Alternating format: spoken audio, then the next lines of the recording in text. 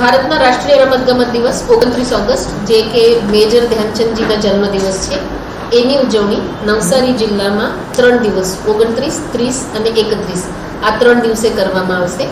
એમાં વિવિધ પ્રકારના કાર્યક્રમોનું આયોજન કરવામાં આવવાનું છે। 29 તારીખે દરેક શાળામાં એનું આયોજન થશે। એમાં ફિટ ઇન્ડિયાની પ્લેજ છે, એની સાથે જ વિવિધ રમતો થઈ ગઈ, જે પારંપરિક રમતો છે એની સાથે જ જેની આપણે સ્પર્ધા યોજાઈ શકાય, હરીફાઈ યોજાઈ શકાય એવા રીતના બાકીના રમતોનું પણ તે દિવસે સેલિબ્રેશન કરવામાં આવશે।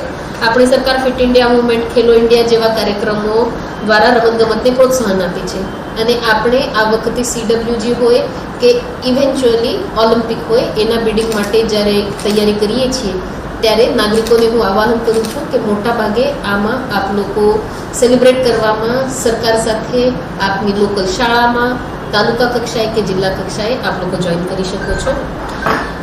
એની સાથે 31 અને 30ના દિવસે જુદા જુદા બીજા કાર્યક્રમો છે।